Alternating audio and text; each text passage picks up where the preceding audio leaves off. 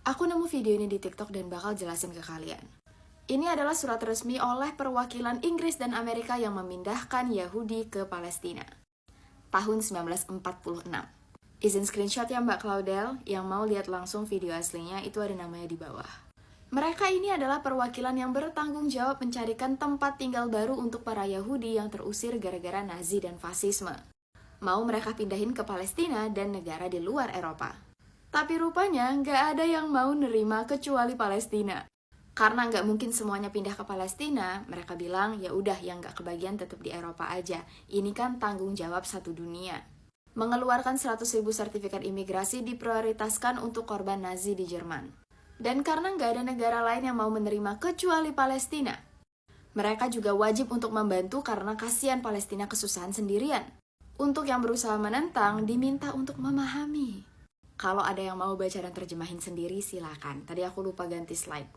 Lanjut, di sini tertulis Yahudi tidak boleh mendominasi bangsa Arab dan bangsa Arab tidak boleh mendominasi bangsa Yahudi. Palestina bukan negara Arab, bukan negara Yahudi.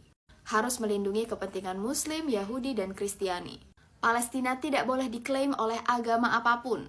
Palestina tidak akan dan tidak boleh ditinggali semata-mata oleh bangsa Yahudi saja. Karena terletak di tanah Arab, maka ini adalah rumah orang Arab. Karena bangsa Yahudi merasa terancam dengan adanya bangsa Arab dan bangsa Arab terancam dengan adanya bangsa Yahudi, maka Palestina harus diresmikan sebagai negara untuk semua.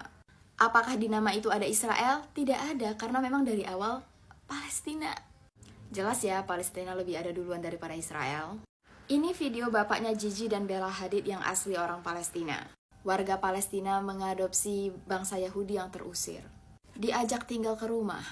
Tinggal bareng selama 2,5 tahun. Waktu itu si bapak masih dalam kandungan ibunya.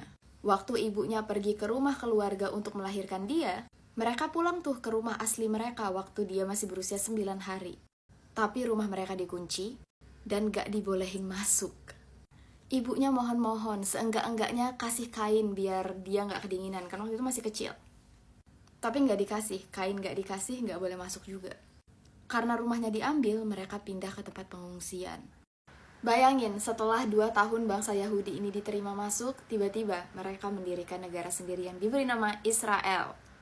Dan ini konflik pertama yang terjadi di Palestina karena bangsa Arab dari negara lain bersatu untuk menyerang Israel. Karena memang dari perjanjian awal, gak boleh. Palestina itu tempat bareng-bareng. Dari dulu Muslim, Yahudi, Kristiani udah tinggal bareng di situ. Kenapa dia tiba-tiba bikin negara sendiri? Dalam perang ini Israel menang. Mulai tuh orang Palestina terpinggirkan sampai akhirnya sekarang cuma tinggal di Gaza Strip dan juga West Bank. Tanah-tanah lain udah diambil oleh Israel. Bayangin kalau ini terjadi di Indonesia, rumah kalian diambil, disuruh untuk ngungsi. Sakit hati nggak? Bohong kalau kalian bilang nggak sakit hati.